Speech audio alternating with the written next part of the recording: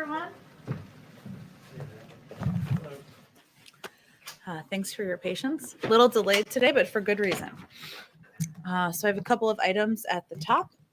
As you know, tonight, the president will deliver his first primetime address to the American people at 8 p.m. Today marks the one-year anniversary of the shutdown due to COVID-19, and the president will speak directly to the American people about the sacrifices made, from the more than 500,000 lives lost to the millions of people who have lost their jobs, and the even millions more who have been impacted by the pandemic.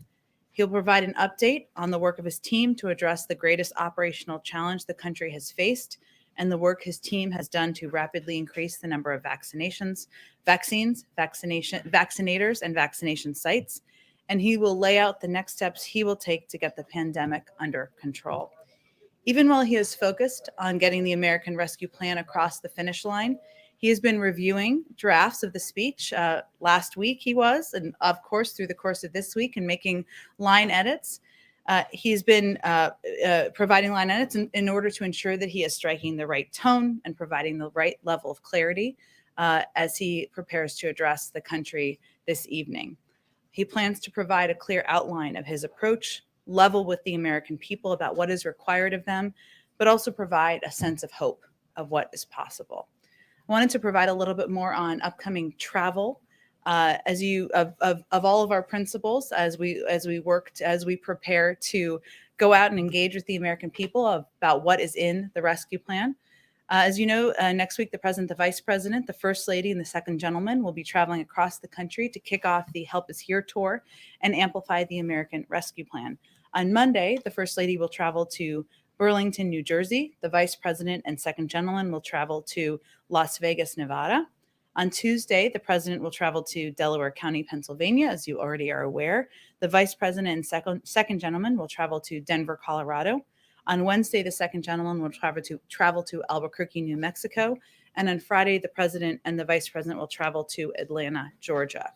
During their trips, they will discuss the benefits of the American Rescue Plan for working families, and they will engage with people at each of these stops about how the American people can benefit from the components of the package moving forward. So they will talk about the $1,400 checks that 158.5 million American households can expect, and many who will start receiving them soon. He will talk about the historic expansion of the child tax credit. He will talk about they will all talk about extending unemployment insurance for around 11 million Americans, the tens of billions of dollars in rental and homeowners assistance that is a part of this package, the expansion of the earned income tax credit, which will go to 17 million workers, and the components of the package that significantly reduce health insurance premiums for millions of American families. And of course, the fact that the bill will lift 11 million people out of poverty and cut child poverty in half. They're eager to get out there on the road.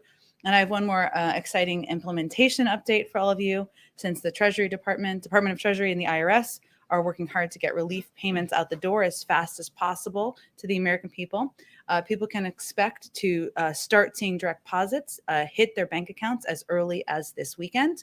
This is, of course, just the first wave. But some people in the country will start seeing those direct deposits in their bank accounts this weekend, and payments to eligible Americans will continue throughout the course of the next several weeks. So with that, Jonathan, why don't you kick us off? Thank you, Jen. Tomorrow, the Chief of Staff tweeted there'll still be a celebration in terms of this bill signing. Congressional leaders would be attending. Mm-hmm. Can you tell us who will be there, and if any Republicans, none of whom voted for this bill, would be invited? So the celebration tomorrow will be a bicameral, event, but it will not be bipartisan. It will include leadership, and we are still finalizing the list of attendees, but we hope to get that to you as soon as it's finalized. Can you walk us through, as part of the Help Us Here tour, decisions behind the locations for the travel next week, in particular the president's two stops? Why Pennsylvania and why Georgia?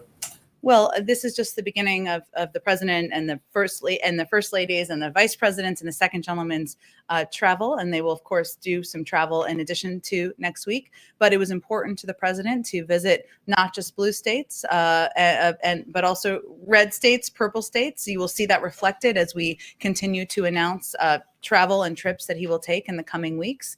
Obviously, these are two places where he of course talked about the importance of delivering on the promise of getting every American the $2,000 checks when he campaigned in Georgia in December. So that's a place where that message really resonated, of course, with the people of the state and where it was amplified to the public. But, it's a place also close to his heart. But this is just the beginning of the travel. I wouldn't overread into it other than he is looking forward to having the senior members, the principals from the administration out across the country, fanning out across the country, which is exactly what they're doing. And then one more on a different topic. The trial of Minneapolis police officer Derek Chubbing has begun in connection to the death of George Floyd. Has the president been briefed on the developments so far? And he condemned the death certainly when it happened. Does he believe the police officer should be convicted of murder? Well, the president obviously doesn't weigh into. He's not going to weigh into an ongoing judicial or a legal case. He's watching it closely, as are many members of the administration. As you know, he himself encouraged the House to pass the bill and he is very pleased that it did. And policing reform, in broadly speaking, is an issue that he believes is urgent and one that he is committed to working with leaders in Congress and also taking steps as he can take on his own to address. But he has spoken about. He spoke about the trial and, of course, the death of George Floyd in personal terms, and that is a reflection of how he continues to feel as he watches the events unfold with the trial. It affected him personally. It redoubled his commitment to advancing racial justice. That's why he signed an executive order on racial equity on his sixth day. One of the reasons why he signed an executive order on racial equity on his sixth day in office. And of course, he will be watching it closely, as many people in the country will be. Go ahead, Jeff. Jen, just a follow-up on some of the vaccine news from yesterday. The president said that one reason he wanted to have another 100 million doses of the Johnson & Johnson vaccine in the cupboards, as it were, is to be prepared. If everyone is vaccinated by the end of May, or at least able to be, what are you preparing for? What might happen that the U.S. would need an additional 100 million shots for? Well, we talked about this a little bit yesterday, but the reason why one of the reasons why we ordered the additional 100 million doses is because we don't yet know what vaccine is most effective with children. That testing is still happening with the FDA as we speak. As you noted, he wants to be over-prepared and oversupplied. We're still looking at the impact of variants. This order of doses can also be used for booster shots, which is something that's also under review by the FDA. So he's just preparing to ensure we are ready for every contingency here in the United States. Of course, we want to be a part of the effort around the world to vaccinate people around the world in a range of countries. That's why we've provided $2 billion to COVAX with another $2 billion committed. We are the largest funder of global health in the world, and we've invested over $150 billion in global health activities since 2000. We re-engaged on day one with the World Health Organization, and we're continuing to engage. He is personally, and many levels of our administration are engaged personally with their counterparts about addressing this pandemic globally. But his first priority and focus is on ensuring that the American people are vaccinated. And once we are at that point, we will have a discussion about what's next. My understanding is the president directed this to happen yesterday, but the deal is not with J&J isn't yet in place. When do you expect the deal to be made? As soon I can get you an update, I can check with our team and see if there's what the final details are. But we certainly anticipate and expect the deal to fully move forward. Just one other vaccine question related to a story that my colleagues did from Europe. Has the U.S. told the European Union not to expect deliveries of COVID-19 vaccines from AstraZeneca that are made in this country? Well, I would say first, we have conveyed privately what we've conveyed publicly, which is that our focus is on ensuring the American people are vaccinated. And of course, any company can work with any country around the world on the purchase of vaccine supply. And certainly that wouldn't be something the US government would be directly engaged with. But in terms of the supply we have purchased, our first focus, our primary focus is on vaccinating the American people. That's what we've conveyed publicly and privately as well. Yeah, you said that a lot. But have there been any specific indications or conversations with the EU saying, don't expect this to come from our country, at least until the rest of this population is vaccinated? We have said publicly exactly what I've conveyed, which is what I'm conveying is we convey the same thing privately. Of course, any country can purchase vaccines from these manufacturers directly. Go ahead. Thank you. Mexico's president, Andres Manuel Lopez Obrador, says the people coming into the U.S. right now see President Biden, as the migrant president. Does the White House take that as a compliment? The migrant, give me a little more context. Well, he said they see him as the migrant president, and so many feel they're going to reach the United States. We need to work together to regulate the flow because this business can't be tackled from one day to the next. Well, first, it's Mexico is an important partner in ensuring we're addressing the flow of migrants from Central America through Mexico, many to the border of the United States. We have conveyed privately and publicly as well that the majority of people who come to our border will be turned away. We certainly also recognize that because the president and our administration has made a decision that the way to humanely approach immigration is to allow for unaccompanied minors to come and be treated with humanity and be in safe place while we're trying to get them into homes and sponsored homes, that some more may have come to our border. And there have been, of course, a large flow of children across the border. We recognize that, but we made a policy decision because we felt it was the humane approach. But the facts are the vast majority of people who come to our border are turned away, and the statistics bear that out. Okay, and then in terms of keeping COVID out of the country, does the White House think that it's a problem that travelers have to show a negative COVID test, proof of a negative COVID test when they fly into the U.S. from any foreign country, but travelers don't need to show anything like that when they just walk across the border as long as they don't go to a port of entry? Well, I think there's been a lot of confusion about what's been happening at the border as it relates to people who are coming across and what happens when they come across. And I know Governor Abbott down in Texas has expressed some of his concerns, and many of those have not been based in fact. So let me go through a few of those because I know we're all interested in facts around here. One, Governor Abbott has referred to what's happening at the border as open borders, as us having an open borders policy. That is absolutely incorrect. The border is not open. The vast majority of individuals apprehended or encountered at the border continue to be denied entry and are returned under Title 42, as we've already mentioned. Also, he has suggested that we are not vaccinating CBP officers. Again, we like to deal with facts around here. There's no higher priority than the health and safety of our federal workforce. And the Department of Homeland Security and CBP has been clear that currently more than 64,000 frontline DHS employees, including members of U.S. Border Patrol, have received a vaccination. So that's another point just to provide full clarity. The other piece is the question about the testing of migrants at the border or testing of migrants as they are coming across. And we have DHS and FEMA have stepped in and worked with local mayors, NGOs, and public health officials in Texas to implement a system to provide COVID-19 testing and, as needed, isolation and quarantine for families released from Border Patrol facilities. Their proposal and agreement would cover 100% of the expense of the testing, isolation, and quarantine.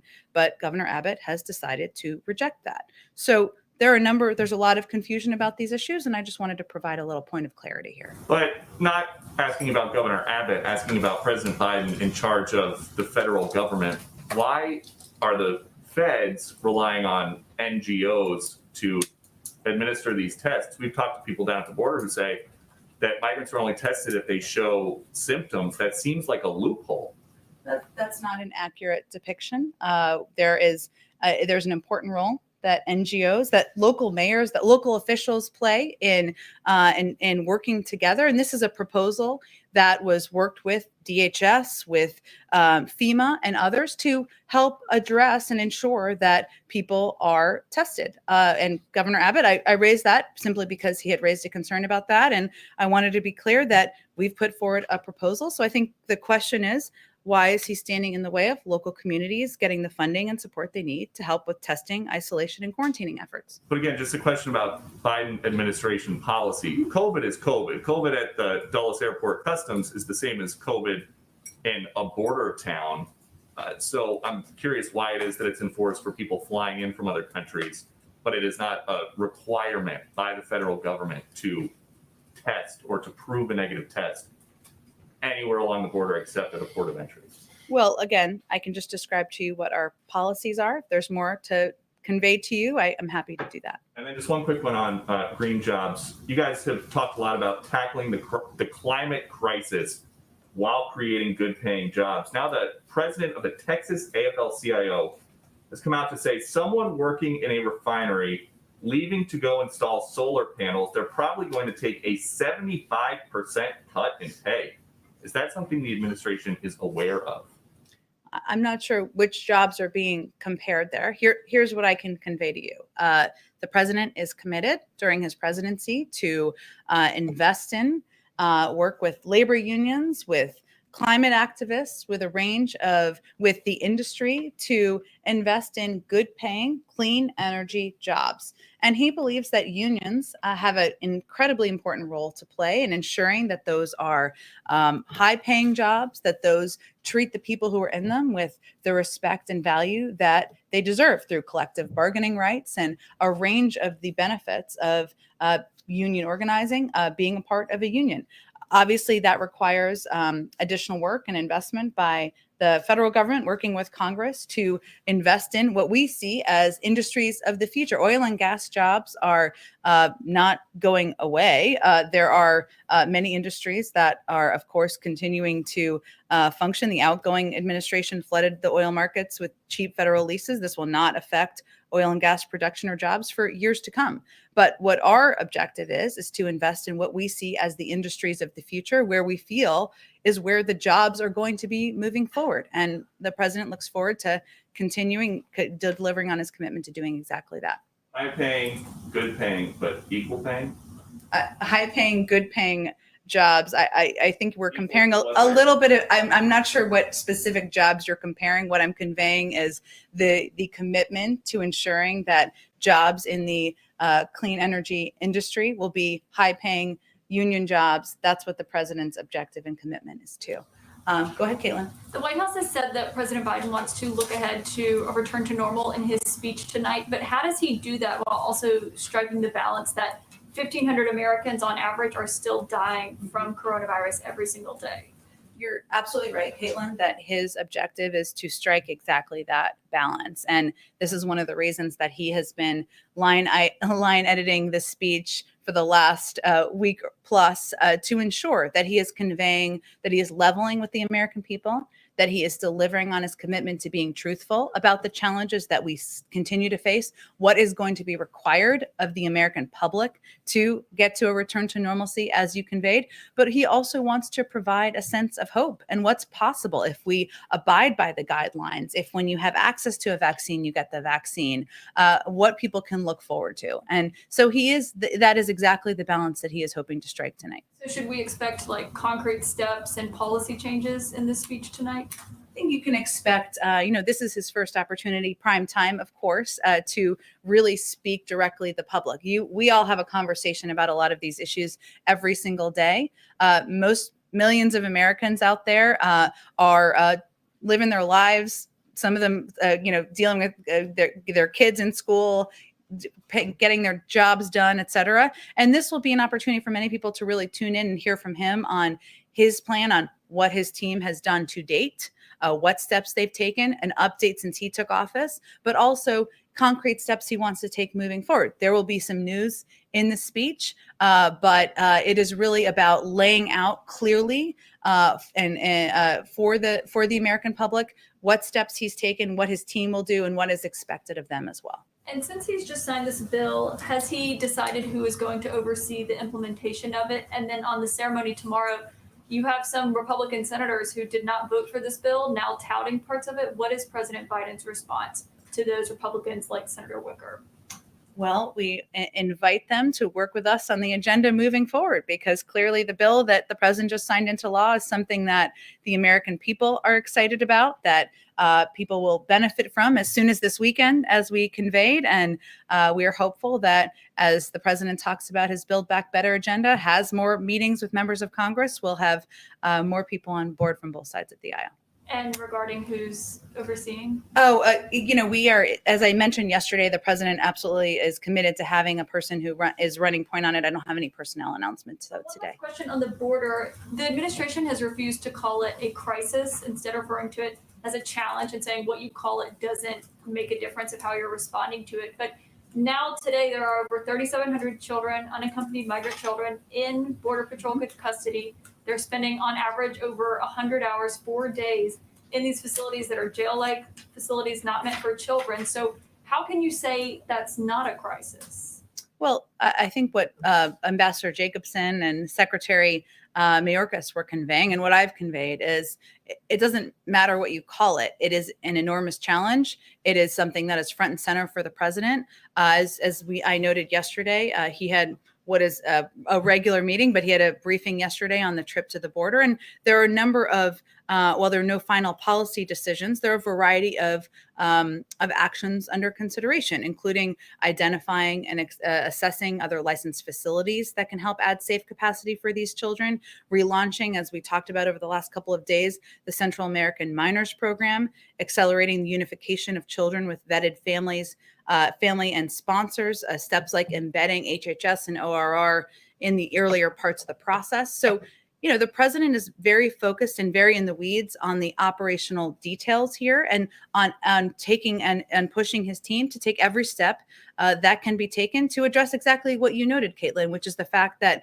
children should not, these Border Patrol facilities are not made for children, that we are focused on expediting the time they spend there, that these HHS shelters are not meant for permanent living, for anyone permanently living there, that we want to expedite the timeline between when kids cross the border and when they are getting to sponsor homes. So our focus here is on getting to the root of the issues and taking actions. And we don't feel the need to play games with what it's called. But aren't those the steps that you would take if it was a crisis that you had on your hands? These are the policies we're taking to address what we feel is a vital human challenge at the border. But what our responsibility here is to do is to project and convey what policies we're taking, what the president's commitment is. That's exactly what we're doing. And we don't see the need to put new labels. Go ahead. Jen, thank you. No Republicans voted for the COVID relief package, and they argue that this is the sixth package and it adds to a deficit that's already $1 trillion this year alone. What do you say to that criticism, that ultimately this type of a sweeping piece of legislation will be a drag on the economy down the line? Well, I would say to them, we're in the midst of twin crises, from the pandemic to an economic downturn that is impacting tens of millions of people in this country. People are struggling to make ends meet. They are worried about whether their grandparents, their cousins, their friends are able to get a vaccine. And they are suffering because they're worried about the mental health of their kids who aren't back in school yet. And the president's focus is on addressing those crises. And I would send a question back to many of these Republicans as to why the deficit spending wasn't as concerning when they were giving tax cuts to the highest income, but now it's concerning when we're giving direct checks and relief to the American people. When you look forward at the rest of the agenda that President Biden has laid out, how do you get even moderate Democrats on board with another big piece of legislation, for example, his climate plan that has a price tag of $2 trillion? There's no price tag on a plan that doesn't exist yet. So there. Well, sure, but he also laid out many components of his Build Back Better agenda during his campaign, and we haven't made a final decision yet as to what the format, the size, what the next proposal will be. It's not even something that has been brought to him for a decision quite yet. Obviously, he's had a lot of discussions and meetings to hear from Republicans and Democrats, but the specifics of what he's going to tackle next. But given that this was not a bipartisan piece of legislation, and given that the president said that unity was one of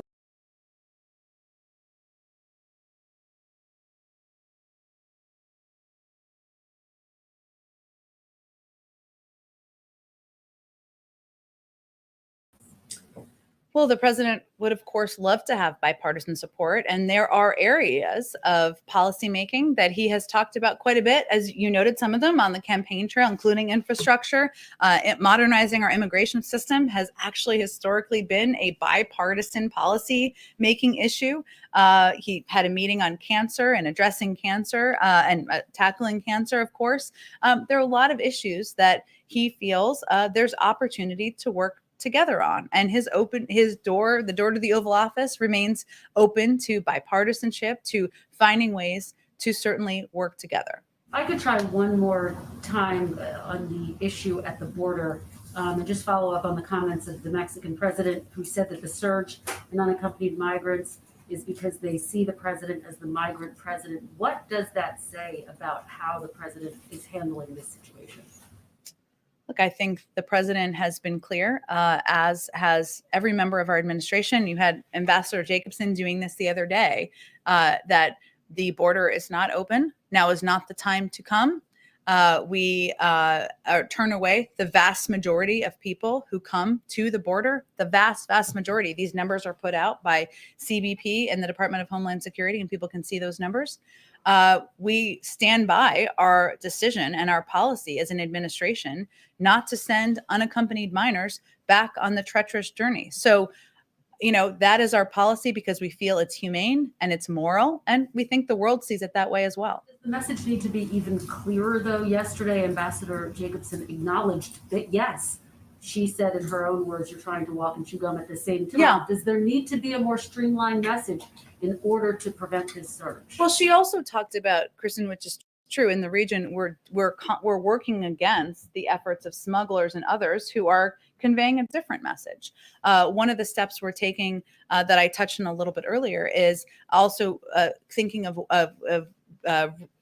rebuilding or going back to some of the policies that were in place previously, where children could apply for the Central American Minors Program, which was ended in 2017. We estimate there's about 3,000 kids who might be eligible, who could apply, and they could apply from the region, which would mean they wouldn't make the treacherous journey. They wouldn't be at the border working through Border Patrol. And so we're looking for ways to reduce the number of kids who are taking this treacherous journey. And then we're also looking for ways to expedite when kids are connected to family members, to safe sponsor homes. And we're looking for ways to expedite getting them from the Border Patrol facilities into the shelters as well. So there's numbers challenges here, and we're working through a lot of the operational details and specifics. But we stand by,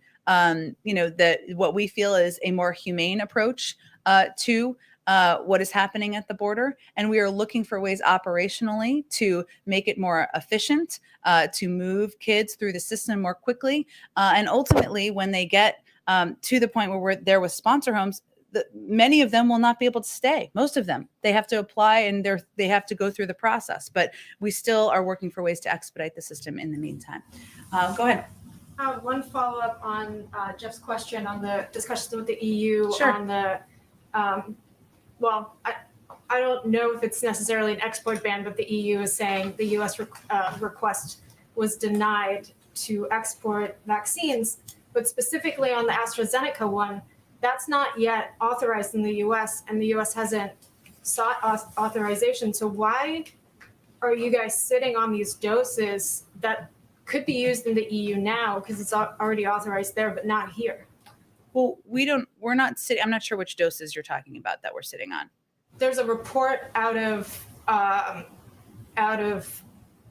Europe that the U.S. told the European Union that they cannot expect any AstraZeneca shipments anytime soon.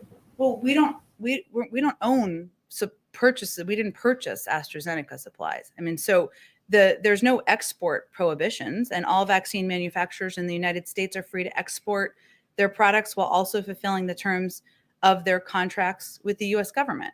So is in any of these government contracts with the individual companies, are there specific export prohibitions if it's not an export ban overall in the contracts that the U.S. government has with these companies? Well, but you're talking about whether we're going to give our supply to other countries, right?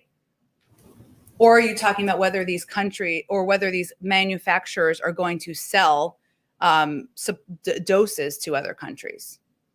Correct. The second? Sorry, say that again. So I'm just trying to understand. So are you talking about whether these companies are allowed to sell doses of their Well, I'm talking about how it's almost like a triangle, right? Because these companies have contracts with the U.S. government that say you have to fulfill this contract with us. Right.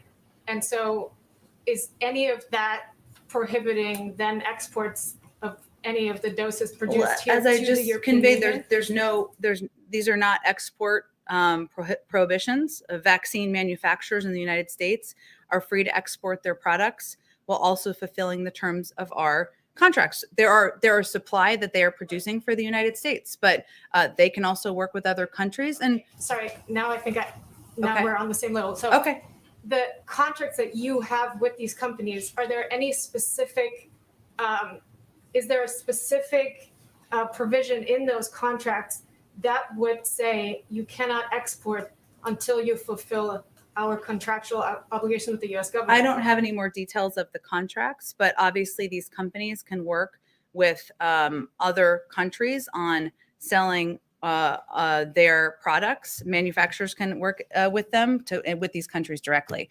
We have conveyed privately what we've conveyed publicly, which is our focus is on ensuring the American people are receiving the vaccine and that we are vaccinating the American public. That's our first priority, but we are also engaging with and working with the global community to figure out how we can get the global pandemic under control together, whether that's through financial contributions or through, navigating with them how we can work together to address it.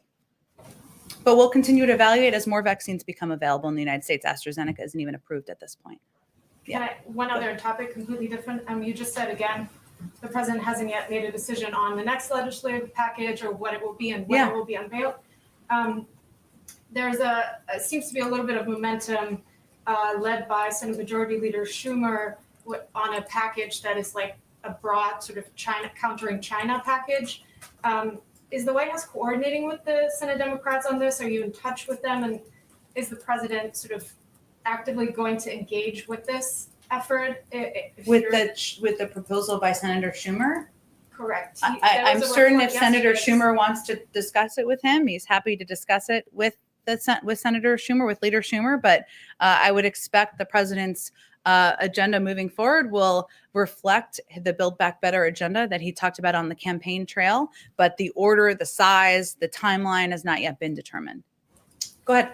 Thanks, Jen. I have a couple of foreign policy questions Okay. specifically on Africa, but I just want to pick up something that you discussed with earlier about the Central American Miners Program. Sure. I just want to make sure that I understand you correctly, that you were presenting that as sort of like an immediate solution to what's happening at the border by saying that this will take about 3,000 kids.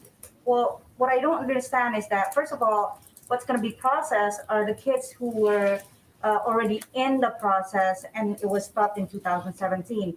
And then the State Department will continue to process a new application. So that process in itself takes months, no? That they will be prioritized. The process was stopped, as you noted, in 2017, and the kids who are eligible then will be prioritized.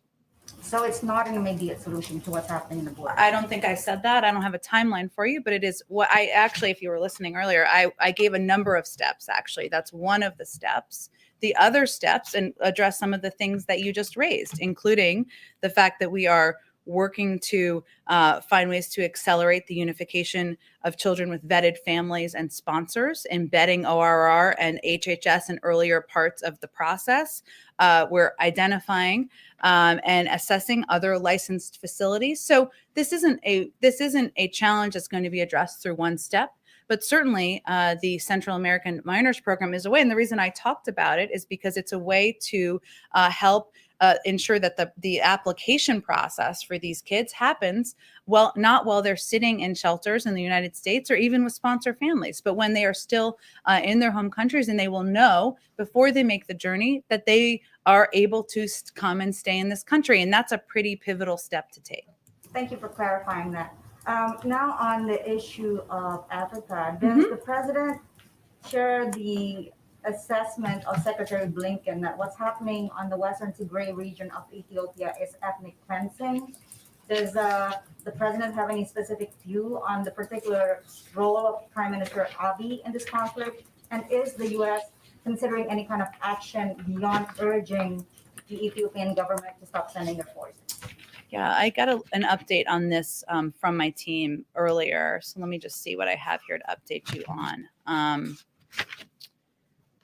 So the administration has repeatedly engaged the Ethiopian government on the importance of ending the violence, ensuring unhindered humanitarian access, and allowing a full, independent international investigation into all reports of human rights abuses. As you noted, Secretary of State Blinken has spoken to the Ethiopian Prime Minister twice to emphasize the United States' concern about the humanitarian and human rights crisis we're seeing. During his testimony yesterday, he reiterated the situation is unacceptable and has to change, and that we're calling on the Ethiopian government to follow through on its commitments that it's made. And also at the UN Security Council, Ambassador Linda Thomas-Greenfield has reaffirmed U.S. commitment to working bilaterally and multilaterally to help secure an end to the violence. So the president is deeply concerned, highly engaged on this issue. He recognizes that we have very active ongoing efforts by our diplomats to try to move this forward to a better place, including getting humanitarian aid workers in with full access. And of course, he remains in touch and working closely with his Secretary of State. Another topic still on the continent, on the issue, still on Ethiopia actually, the Trump administration was very much engaged in mediating the conflict between Ethiopia, Egypt, and Sudan on the issue of the Nile Dam. Is the Biden administration willing to continue mediation process as has been requested by by Sudan and Egypt? I would send you to the State Department. They'd be more directly involved at this stage. One more Africa question. Okay. Western Sahara. Also, President Trump, as you know, recognized Morocco's sovereignty of the Western Sahara region. Now, Spain is asking for a UN resolution or UN brokered solution. Spain is a former colonizer of Western Sahara, asking for a UN brokered solution on this issue. Has the administration completed its review on this particular Trump deal, because it does, deal with the overall Abraham Accords policy? And what is your position on it? As you know, we are reviewing all of the many Trump positions, including the Abraham Accords, but I don't have an update today for you on it. Go ahead. Yeah, I just wanted to go back to the border. Sure. My colleagues reported yesterday that the administration is looking at a NASA facility in California to house some of these unaccompanied children. Can you talk a little bit about the plan to identify and find space for them? What sort of facilities are you looking at? I don't have a list of facilities, but I will convey that we are, or reiterate, that part of our effort and our focus and what we're prioritizing is identifying and assessing licensed facilities that can help add safe capacity for these children. And even with the update in CDC guidelines that we've talked about a little bit this week that allows for greater capacity safely at these facilities, we still want to ensure that we have facilities that are safe, licensed, and prepared to house children so that we can move them quickly from the Border Patrol locations. But I don't have anything. We're looking at a range of sites our team is, and I'm sure some will be hopefully identified soon, but I don't have anything to preview for you beyond that. Okay, and then on the trip with with all the principals kind of crisscrossing the Yeah. country next week, it's an interesting list of states. I Yeah. think you said purple at least. I'm wondering, even though that this relief package has no support here, what have you been hearing, or what do you expect to hear from Republicans in these states? Do you expect it to be received by them at all? Have you heard much? Like, have you Republicans like local elected Yeah. or Mhm. look, I think what we saw even during the effort to pass the American Rescue Plan is that there were 400 governors and mayors across the country, many of them Republican. We had a Republican mayor come here and talk to you all about how vital and important this was to his community. And so we certainly anticipate that many of the local elected officials who supported the passage, who are seeing, funding coming into their states to help ensure that cops and firefighters keep their jobs, seeing funding that's going to come in and help reopen schools, seeing people in their communities get checks as early as this weekend, that they will be open, many of them, to engaging with the president, the vice president, the first lady, the second gentleman, where there's an opportunity to talk about the benefits and communicate to their communities about how people can access these benefits. And that's a big part of this blitz around the country, is ensuring that the American people have that understanding. And that's what all of our principals will be conveying. Could I ask another quick one? Sure. I'm just curious. I know the president has speechwriters, but were you around him when he was working on this speech? Like, who were the advisors around him that have weighed in and pitched in ideas and helped him edit? Sure. Look, I think, the president has been doing this a while, and certainly he had a good sense of what he wanted to convey. And he is someone who is an anti-acronyms advocate. So he wants to explain things with clarity and with directness to the American people. And I will tell you that when he goes through speeches like this, he asks questions that I can imagine friends of mine and family members of mine might ask. What do you mean by that? And when you say that, how will I get access to that? And that's when he reads through the speech, what he's looking to provide clarity on. And he fully recognizes that, speaking during a primetime address is a moment where you have to, tell a story about and recognize the great sacrifices the American people have been through, and speak with truth and with directness about what is still required. But also provide some hope on what's ahead, because we are, as Caitlin alluded to earlier, we are still in the middle of a war with the pandemic, and he will certainly be clear about that. But he also wants to give people a sense of what's possible and what's ahead, and what we can look ahead to once more and more people in the country are vaccinated. Go ahead.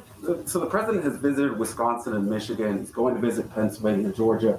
Has there been a special emphasis on him visiting presidential battleground states in the early days of his presidency? No, he did win a lot of states, so I will say that. You will see him visit red states he did not win, of course, blue states and states he did not visit during the campaign as well. So that is certainly part of his desire and interest and commitment, and something we've also talked about quite a bit, because he is committed to governing for all of the American people, not just people in blue states or swing states or purple states or whatever color you want to call them. And that is something he has a great interest in doing. And, even when he also visited Texas, which is certainly not yet a blue state, but when he was there, he traveled around the state with Governor Abbott, because his view is that when we're addressing crises, whether it's a weather crisis or COVID or the economic downturn, that he's going to govern for all Americans and work with people of both parties. If I can ask just the unrelated question. So the relief bill includes subsidies for the healthcare exchanges and COVID coverage. The president during the campaign talked about also implementing a universal public option, lowering the Medicare age to 60. Does he still plan to pursue those policy initiatives, and when can we expect to hear more on that from him? Yes. I mean, we're only on day 50. We've got a lot more time to go here. Buckle up. Yes, he is. Of course, this was his number one priority, was getting this American Rescue Plan passed. Today is a very big day here in the White House. Significant moment for the American people, of course, but he remains committed to and interested in pushing forward with the rest of his agenda and the commitments he made when he ran for president over the course of the last 2 years. Go ahead. Last June, then candidate Biden said, looking ahead in the first 100 days of my presidency, I've committed to creating a national police oversight commission. Is that something that he still intends to establish within the first 100 days? He does. We have 50 days left. Look at all we've accomplished in 50 days. We have much more to happen in the next 50. Is there a timeline for when he will be? I don't have a timeline for you. This, of course, because when he came in, he knew that taking steps to get, addressing the pandemic under control, to get relief out to the American people, had to be what he spent his time doing. But of course, there's a lot he wants to do to address the 4 crises, as he's defined them, that are facing the country, and racial inequality is certainly one of them. He talked about, as you mentioned, the police commission when he was running, and certainly there's a lot more that he would like to get done from his agenda. Can I just ask one more question about the American Rescue Plan? Yeah. Following up on Caitlin's question, you've said that some of the money is starting to go out as soon as this weekend. So why has the White House not yet announced the person overseeing the implementation of the bill, and when can we expect that announcement? And then once that person is appointed, how will that person be working with the various inspectors general at the agencies and the Pandemic Response Accountability Committee to ensure adequate oversight? Well, it doesn't, the president believes it's a model, looking back at the Recovery Act, where having a person who can pull all the levers of government and engage with mayors and city leaders and community leaders is an effective means of ensuring that implementation is efficient moving forward. I only told you about the one person yesterday who's going to oversee this. So while I don't have personnel announcements for you today, it's also clear that that is not delaying our implementation. I mean, the Treasury Department, the IRS will still be the ones who are implementing the direct checks or the direct deposits, which is what the majority of people will get. And of course, the Department of Education will still be the ones overseeing and working with school districts in order to get funding out to reopen schools. None of that is changing. We're just talking about a person to be the coordinator, but it doesn't delay the implementation of the bill. And of course, it's a priority to him and why he wants to have somebody in that position. Will that person be working with the inspectors general and the various agencies, though, to make sure that the money is going out as smoothly as possible and that there's no, I know that a lot of watchdog groups raised issues with how the money was dispersed under agencies in the Trump administration. So will the person overseeing implementation be looking at that to make sure that reducing waste, fraud, and abuse and preventing it is certainly a priority for the president. He's already taken steps to address that in the last 50 days. And certainly when he was overseeing the Recovery Act, that was a priority for him. So I'm certain that as we look to implementation, that will continue to be a focus of his as well. Go ahead in the back. Yeah, a question about the first meeting today of the U.S.-Israel Strategic Group. How important is it to President Biden that the U.S. strategy on Iran be coordinated with Israel, given the fact that the Israeli leader, Benjamin Netanyahu, doesn't like the deal, has been very vocal about it? Mm-hmm. We feel that you noted a strategy or a meeting today, I should say, that many here may not be aware of. I can share more details on that. But it's vital to the president and to the administration that as we are looking ahead to approaching diplomacy and moving toward a diplomatic track to preventing Iran from acquiring a nuclear weapon, that Israel will be a continued partner, will be regularly briefed. And that was true when the JCPOA was being negotiated and put into place to begin with, and certainly would be the case if this diplomatic track moves forward. So are you trying to kind of avoid some of the public acrimony that was evidenced when Joe Biden was vice president? And it's very clear that Benjamin Netanyahu doesn't like this deal. Well, it was clear for some time. And then once it was in place, I think many countries in the region were happy to have the direct visibility into what Iran was doing, to have inspectors on the ground. And certainly we're very familiar with the opposition as the bill is being negotiated, and will continue to work with and directly engage with Israel if there's a diplomatic path forward. And even without that, they're an important partner, Israel is. But I would say it quieted a bit once there was a recognition of the benefit of visibility on the ground. And we don't have that now, and we haven't had it since the Trump administration pulled out of the deal. Just to follow up though, how concerned is President Biden of statements coming out of Israel, for example, from the head of the IDF, who so the military option is still on the table, that he thinks it's a bad idea to get back to this deal. I mean, is the United States worried that the relationship with Israel could draw the United States into some sort of armed conflict with Iran? Well, we've been clear that we feel the best path forward is a diplomatic path. And that's why we are working with our European partners to see what is possible along that front. We also believe that it's an opportunity to expand on the JCPOA and work to address additional concerns we have in the region. But of course, we're very familiar with the concerns Israel has expressed, and that's one of the reasons we engage with them so closely around this and many other issues. And just very quickly, the last question. Obviously, there are imminent elections in Israel as well as Iran. Is the sort of strategy right now to kind of wait till the outcome of those elections and know who you're dealing with moving forward? No, I would say the strategy is to work in close coordination with our European partners, who will continue to be key partners as part of the P5+1, as is Russia and China. Should there be a diplomatic, and we're hopeful there's a diplomatic path forward.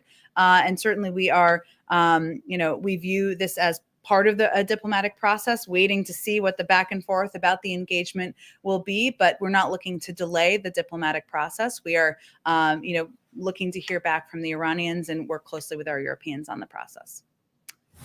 Go ahead. Congressman John Yarmouth seemed to think the other day that the president's budget might not be coming until May. When does the president plan to release his 2022 budget blueprint? And when he does, will he submit a plan that balances in a 10-year window?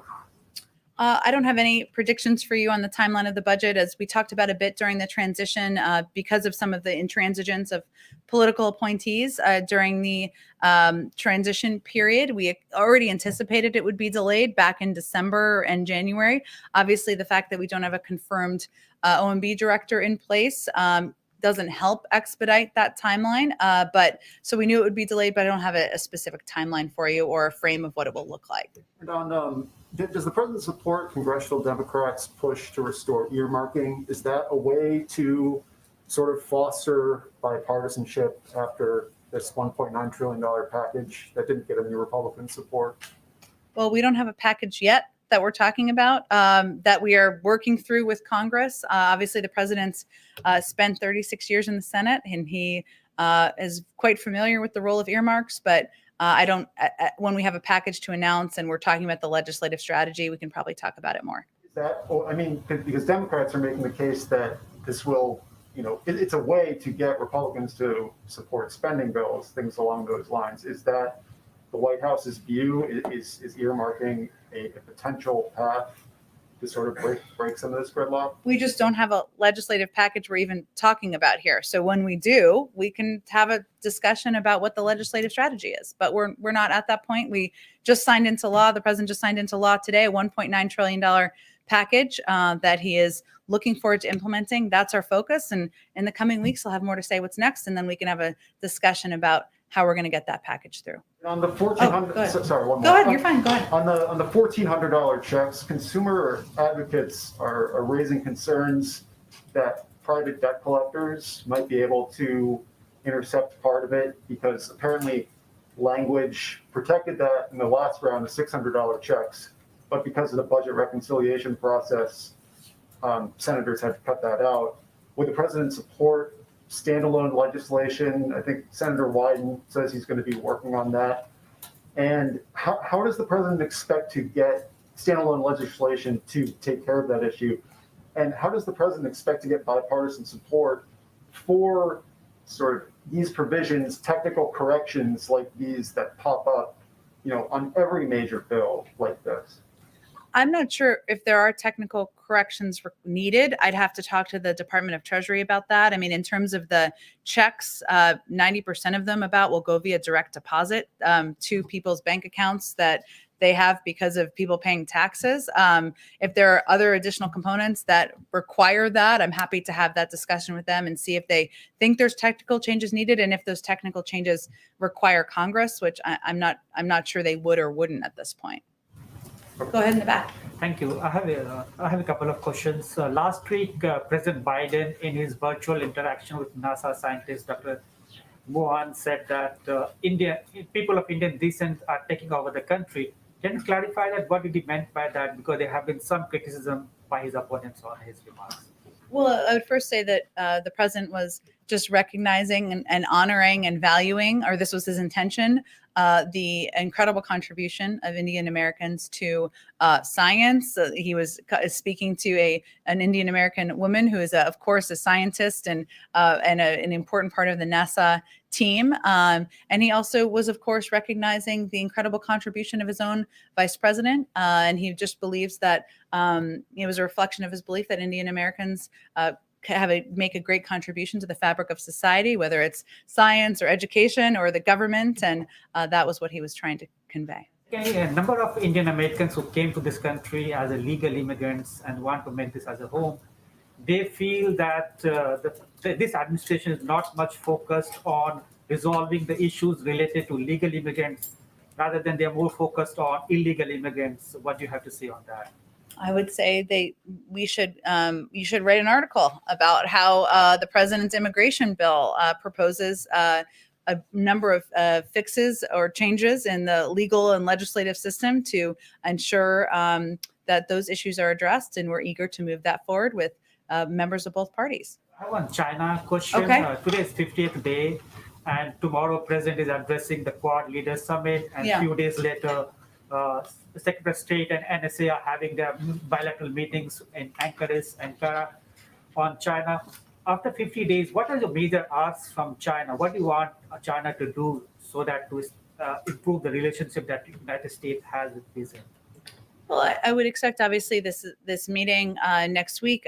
We felt it was important to have it on U.S. soil. We certainly anticipate that National Security Advisor Jake Sullivan and Secretary of State Tony Blinken will be discussing both the challenges we've had and not holding back on issues and concerns we have with the behavior of Chinese leadership, whether it's on Taiwan or recent efforts to push back democracy in Hong Kong, or on concerns we have about the economic relationship. So they will certainly raise those issues and the lack of transparency as it relates to COVID, human rights abuses as well.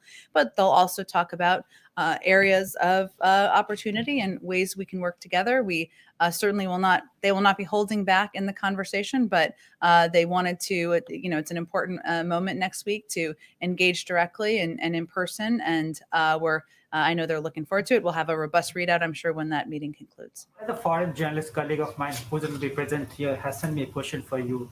The International Olympics Committee today announced that China will provide vaccination for athletes, teams, and attendees of the Tokyo Olympic Games.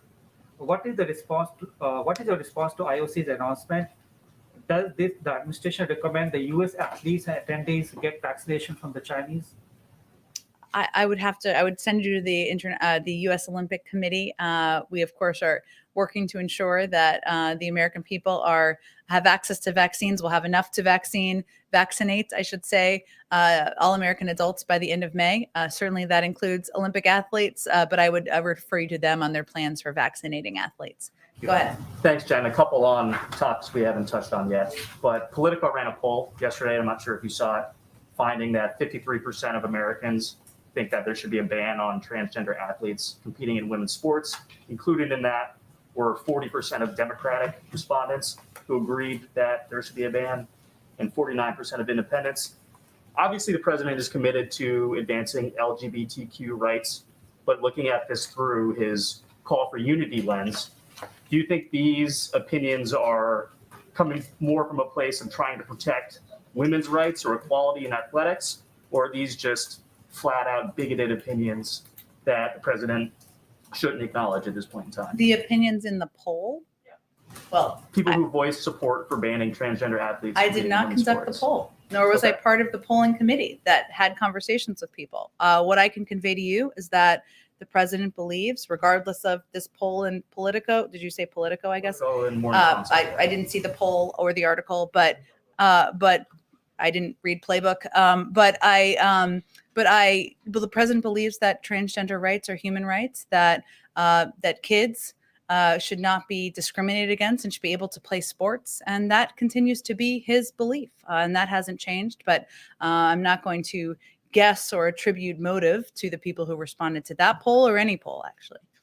And then on the House's passage of these gun violence legislation bills today, has the White House been actively courting Republican senators to vote yay for this? Obviously, from a numbers standpoint, it's going to be a lot harder to pass there than in the House. And if not, does the president believe it can pass the Senate, or those two bills can pass the Senate in their current iterations? Well, first, the president is someone who is personally committed to addressing gun violence and working to put in place gun safety measures. He's called on Congress to act. He supports Congress acting. He's looking forward to working with them to advance priorities, including repealing gun manufacturers' liability shield. Of course, these pieces of legislation were regarding background checks, and he certainly supports actions by the House to pass those bills. And I expect he will look for opportunities to be engaged and advocate for why these are not political issues. These are common sense efforts to keep our children safe, keep our country safe, and ensure that we are reducing gun violence in the country. And then just one follow-up on the Quad Summit tomorrow. Does the president plan on speaking with our allies about ways we can force China to stop the genocide it's committing against the Uyghur Muslims in Xinjiang in that summit tomorrow? Well, I know that addressing the genocide against Uyghur Muslims is something that will be a topic of discussion with the Chinese directly next week. But certainly this conversation tomorrow, and we're hoping, I've invited National Security Advisor Jake Sullivan to come and give you a readout of that meeting. I know there's a lot of interest in the Quad Summit tomorrow, but we expect the conversation to be about a range of global issues. It is not focused on China. Of course, China is a topic on the minds of many leaders and countries, but we expect they will talk about the climate crisis, about economic cooperation, about addressing COVID, a range of issues and discussions. And, certainly the position of the United States is that what is happening is genocide, and we we'll look for opportunities to work with other partners on putting additional pressure on the Chinese, but we will also raise it directly, and it will be a topic of discussion next week. Thanks, everyone. Thank you. Thank you, Jen.